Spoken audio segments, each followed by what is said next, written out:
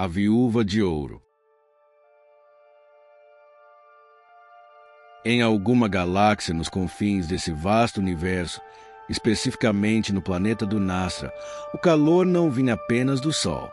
Vinha da areia, das máquinas e dos corações que ainda acreditavam em redenção. O velho e ranzinza cowboy Baratex dedilhava as cordas de seu violão numa cadeira de balanço na varanda da lanchonete do Baratex. À sua frente, um deserto de dunas avermelhadas se estendia até onde a vista cansava. Torres ferrujadas, satélites mortos e carcaças de naves pontuavam o horizonte como esqueletos de um velho sonho humano. Baratex tocava os acordes de rock racon dos Beatles, enquanto o sol se punha como uma moeda derretida sobre o deserto. O som do violão misturava-se ao farfalhar do vento, e cada nota parecia uma lembrança distante. José Cat surgiu trazendo uma bandeja. O felino alto, musculoso, de pelo prateado e olhos âmbar, caminhava com elegância de um pistoleiro. Tinha um avental manchado de farinha e um sorriso satisfeito. As guloseimas cheiravam a fritura e exalavam um aroma doce que desafiava o calor árido. Trouxe o lanche da tarde, meu velho irmão de guerra, disse o felino, pousando a bandeja. Que isso dessa vez, José? Perguntou Baratex, olhando por cima do ombro, sem parar de tocar. Leite frito, respondeu o gato. Leite frito? Riu Baratex, parando de tocar. Que merda é essa, Zé? É um doce espanhol, velho tonto. Leva farinha, açúcar, canela, claro, leite. Baratex sorriu de canto, pegando um pedaço com desconfiança. Só um gato frouxo como você para pender para essas coisas. Dá aqui, deixa eu comer essa jossa. É melhor que nada. José Cat riu, com as presas à mostra. Você devia agradecer a Deus pelo dom da culinária. Deus? Zombou Baratex. Se ele existe, deve estar comendo alguma coisa melhor que isso. O gato sentou ao lado dele, fitando o horizonte púrpura. Você não muda, Baratex. Nem o universo, Zé. Ele só troca de roupa. Por um momento, ficaram em silêncio. O vento ergueu grãos de areia como brasas frias, e o sol mergulhou atrás das colinas metálicas. José Cat quebrou o silêncio. Lembra daquela vez na Terra, lá em Ribeirão Preto? Quando exatamente, José? Foram tantas vezes em Ribeirão. Em 88. Baratex ajeitou o chapéu, olhou o horizonte distante. Por que logo essa agora? Ué, a cada dia lembramos de alguma história. É, suspirou Baratex, de fato, mas essa mexe forte comigo. Zé. Ribeirão Preto, 1988. O sol do interior batia como sentença. O asfalto tremia, o ar vibrava com o zumbido de moscas e motores, e até o vento parecia cansado de soprar o mesmo pó. O velho Opala marrom 1977 de Baratex deslizava pela avenida como um sobrevivente da ditadura. Um carro que já vira o melhor e o pior das estradas. No toca-fitas, Raul Seixas chiava entre o barulho do motor. Eu devia estar contente porque tenho um emprego. Baratex riu sozinho. Raul, deu uma tragada curta no cigarro e completou. Sempre alegrando a estrada. O que tanto você tagarela aí, varão? Resmungou José Cat, que cochilava no carona. Nada, frajola. Continua dormindo aí. Baratex retrucou o amigo.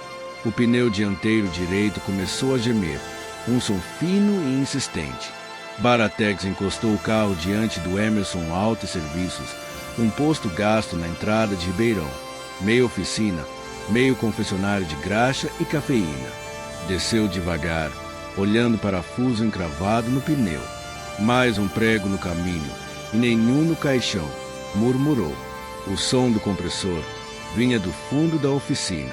Emerson estava lá, sem camisa, o corpo ainda largo, suado, o cabelo grisalho penteado para trás.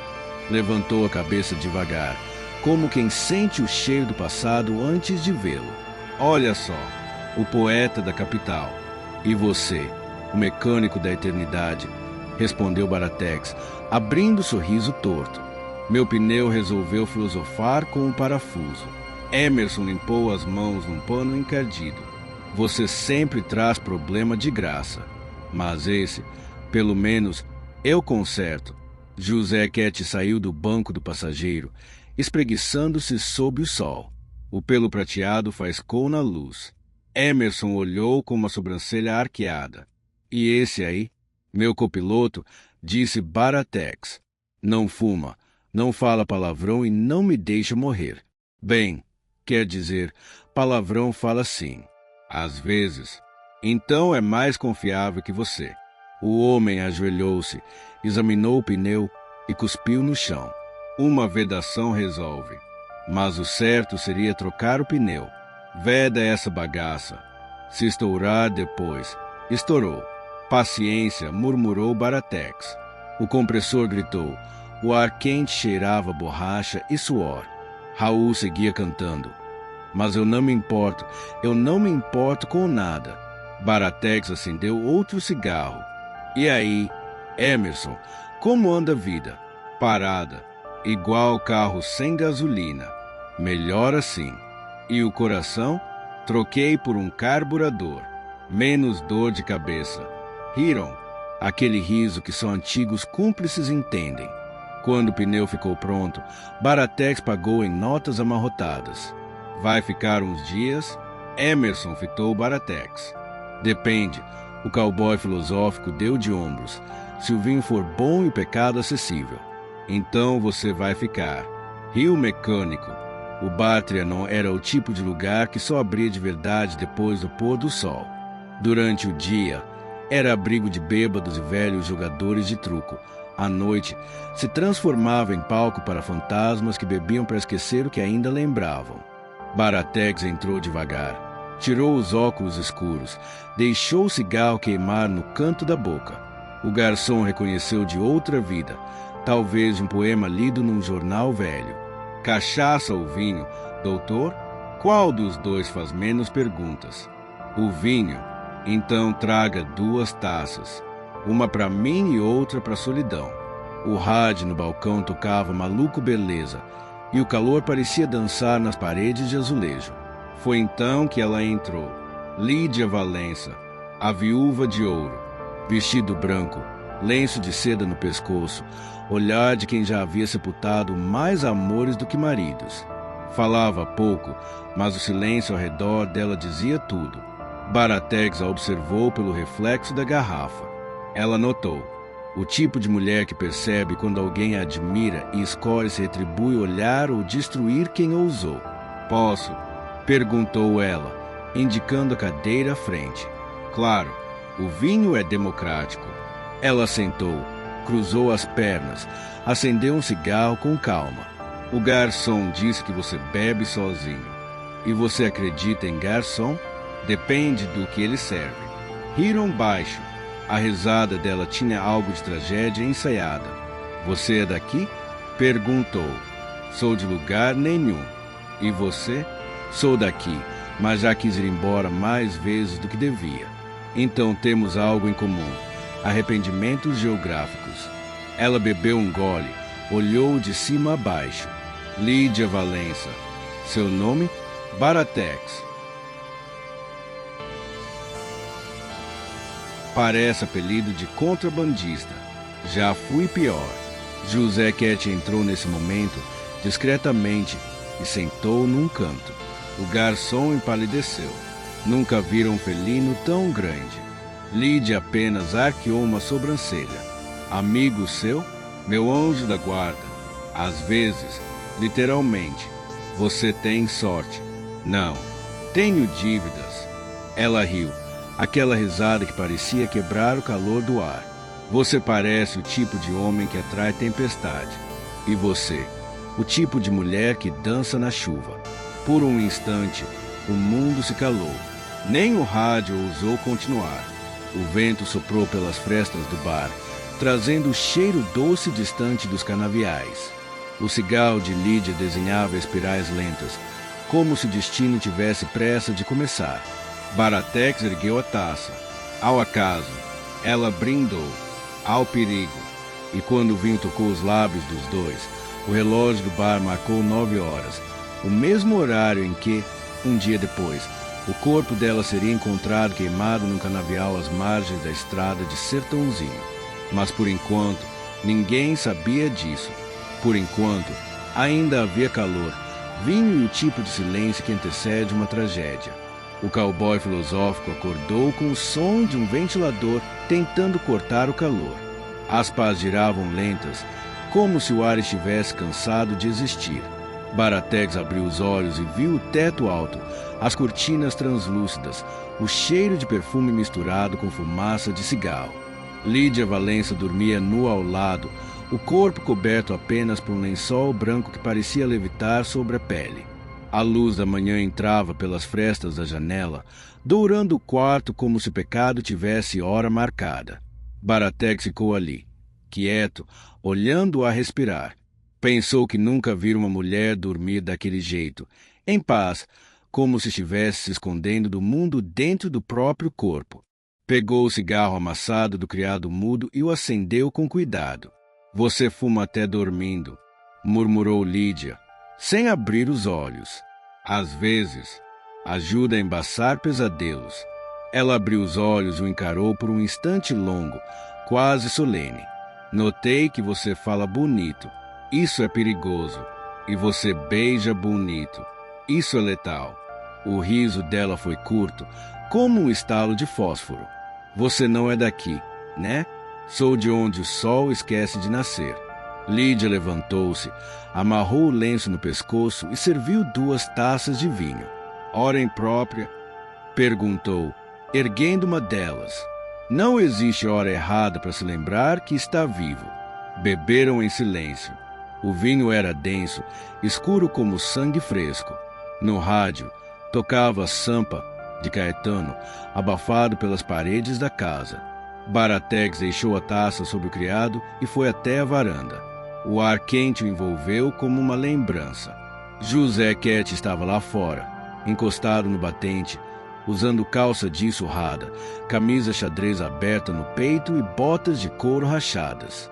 O olhar fixo no horizonte, a Bíblia dobrada debaixo do braço. E aí, frajola, disse Baratex, acendendo outro cigarro. Meditando como um Jedi bobalhão, José Quete nem se moveu. Não, só estou olhando o céu. Sabe, meu amigo, às vezes ele fala, porém o nosso interior anda tão barulhento que não conseguimos ouvir. Baratex riu. Se ele falar, me avisa. Eu trago café. O gato virou o rosto, os olhos âmbar endurecidos. Essa casa cheira a despedida, Baratex. Todos nós cheiramos a despedida. Zé, você devia parar de correr atrás do vento. Ele não leva ninguém pro céu. Baratex deu uma tragada, soltando a fumaça devagar. Ah, ótimo. Lá vem você. José Quete virou-se completamente agora, encostando a Bíblia contra o peito. Sou seu melhor amigo. E, como tal, nunca desistirei de você. Se abrisse seu coração, você seria um grande instrumento para o reino. Baratex ergueu uma sobrancelha, zombando.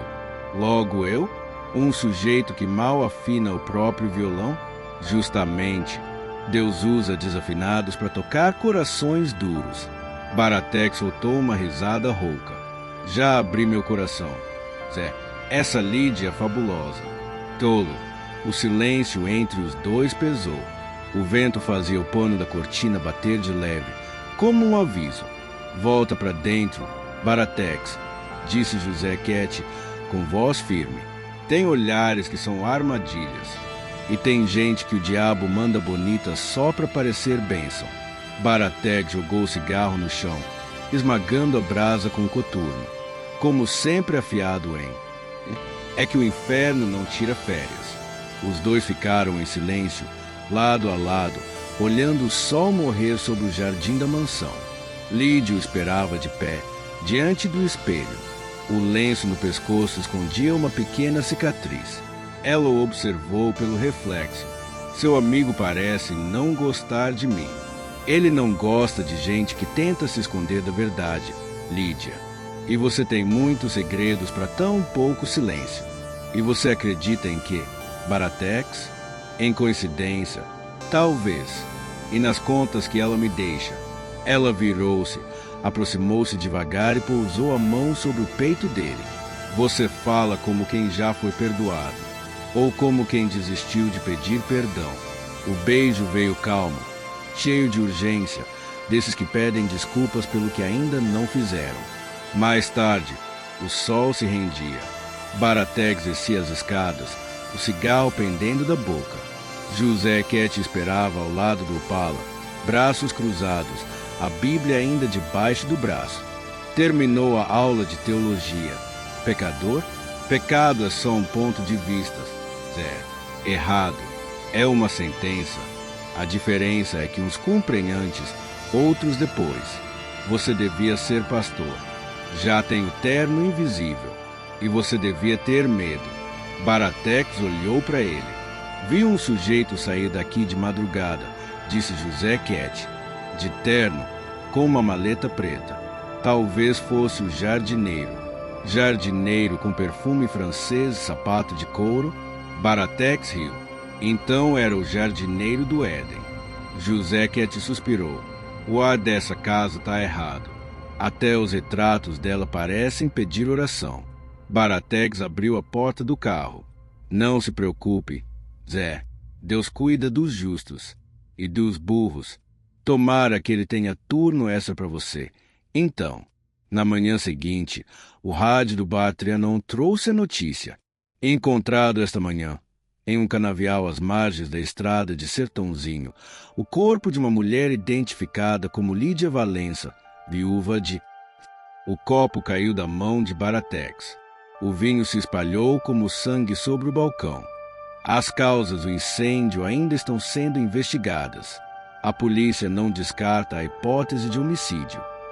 José Ket baixou a cabeça.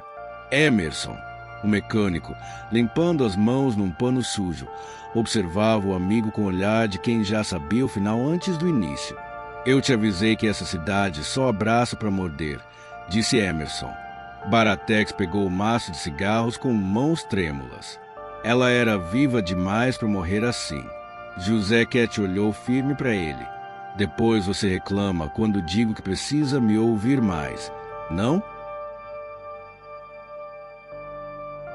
Baratex virou para o espelho do bar e, por um instante, jurou ver o reflexo dela atrás de si.